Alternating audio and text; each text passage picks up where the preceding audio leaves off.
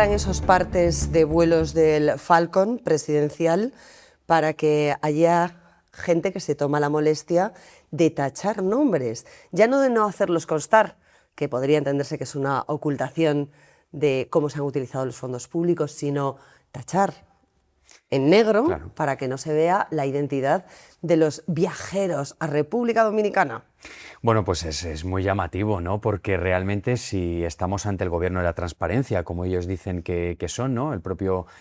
Pedro Sánchez asegura que lidera el gobierno de la transparencia. ¿Por qué ocultar la identidad de las personas que viajan a bordo de los Falcon, ¿no? Era un secreto a voces que los aviones del Estado en numerosas ocasiones habían viajado a ese país, que casualmente es el nexo de muchas de las tramas de corrupción que salpican al Consejo de Ministros.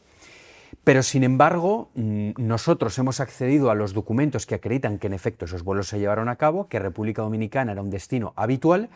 pero en el listado de pasajeros aparecen, como bien has explicado, o bien tachados o bien directamente vacíos. Es una información muy relevante por dos asuntos, ¿no? Para empezar, porque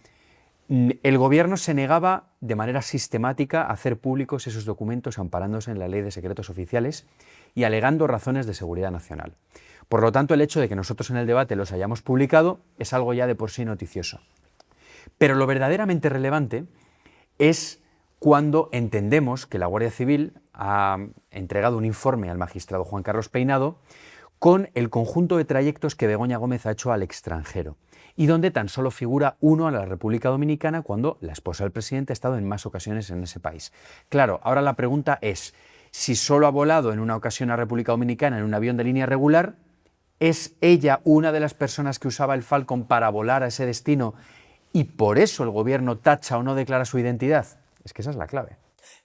Eso, o que alguien le haya prestado, y a cambio de qué, entonces sería la pregunta, un avión particular, un avión privado, una aeronave privada para hacer ese trayecto. Lo que es cierto es que hay evidencias de que Begoña Gómez visita el país dominicano en más de una ocasión y efectivamente ella solo acredita oficial y formalmente en sede judicial un viaje en una línea que por lo tanto es rastreable e identificable.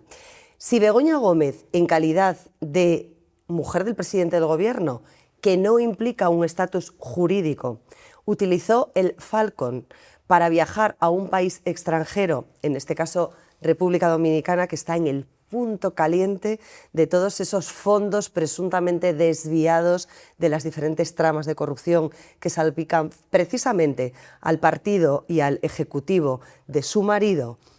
con fines particulares, entonces estaríamos hablando presuntamente de un delito de malversación. ¿O es que acaso Begoña Gómez tiene más derecho que cualquier otro ciudadano, por ser la mujer de Pedro Sánchez, para utilizar esos recursos en actividades profesionales o personales, bien sean de ocio o de negocio, en República Dominicana? Pues la respuesta debería aportarla al gobierno con transparencia, efectivamente, y sin tratar todo el tiempo de evitar responder a las preguntas que se hacen ya no los periodistas, sino la mayoría de los ciudadanos. Efectivamente, porque ¿por qué República Dominicana ha sido un destino habitual del Falcon? Sí que es cierto que en el listado, en los planes de vuelo que hemos publicado, que son 23, figuran otros destinos, Costa Rica, Guatemala, y fíjate, aparte de República Dominicana, ha habido también un trayecto que nos ha llamado muchísimo la atención, que es un viaje que hace el Falcon del gobierno a Cúcuta, que es un aeropuerto que hay en Colombia,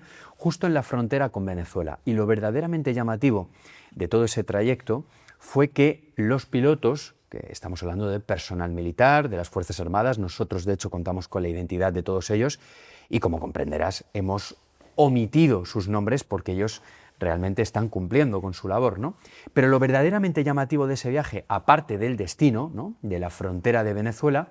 es que apagaron el localizador de la aeronave justo antes de aterrizar en este lugar, ¿no? Un lugar sospechoso, sobre todo por lo que hemos conocido después de las relaciones entre el expresidente del gobierno, José Luis Rodríguez Zapatero, y este país, sus amistades también con Delcy Rodríguez, con el propio Nicolás Maduro, y lo llamativo es eso, ¿no? ¿Por qué apagan el localizador para que no se detecte esa aeronave en el radar? Y de no haber sido por esos documentos donde figura que salen de la base aérea de Torrejón de Ardoz y llegan a este aeropuerto, al aeropuerto de Cúcuta, ¿Para hacer qué? ¿Cuánto tiempo estuvieron allí? Porque no fue ni una parada técnica, ni un repostaje, y es enormemente llamativo, ¿no? Cómo el gobierno no aclara quién iba a bordo de esa aeronave y, sobre todo, qué es lo que fue a hacer en un lugar tan misterioso.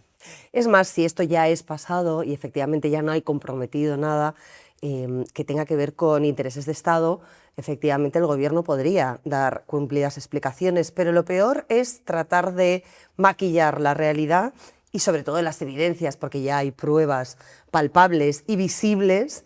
en esos planes de vuelo de por qué asistieron tantas veces los Falcon a República Dominicana y esa parada técnica o ese rehabituallamiento, es decir, el repostaje o el mantenimiento técnico de esas aeronaves como si no se pudiese hacer en otro destino un poco más, no sé, europeo, incluso doméstico, y segundo, teniendo en cuenta que en otras ocasiones otros gobiernos precedentes que también hicieron uso del Falcon para los viajes presidenciales, para los viajes del jefe de Estado, en misiones institucionales, diplomáticas, de representación de nuestro país, como está previsto,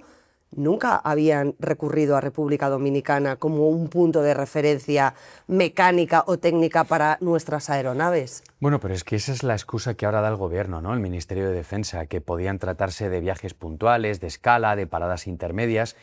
Pero hay que entender que eso es lo que dicen ahora, pero que cuando el empresario Víctor de Aldama dijo que, bueno, que él iba de manera muy habitual a este lugar, con aviones suyos, privados, se encontraba en numerosas ocasiones allí el Falcon del gobierno, lo que se decía desde el gobierno, el propio Sánchez de hecho, que esto era una inventada, que eran todo bulos, que eran mentiras. Cuando aportamos que en efecto el Falcon iba a la República Dominicana, dicen que podían ser paradas técnicas. En fin, este es un asunto, uno de tantos que el gobierno sigue sin explicar y que veremos a ver si hay algún juez que les obliga a declarar todos estos asuntos y sobre todo a aclararlos en los tribunales.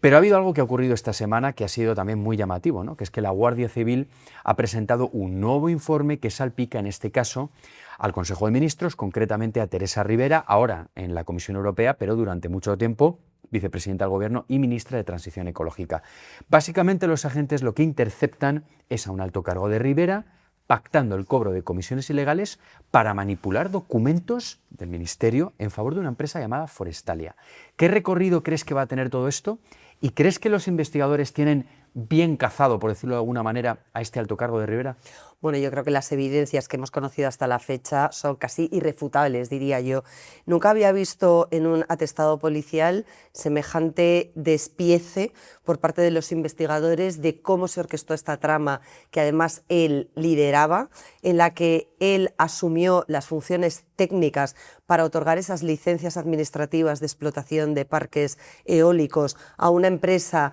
favorecida precisamente y presuntamente por abonarle altas y elevadas sumas de dinero, hasta 5,2 millones de euros es el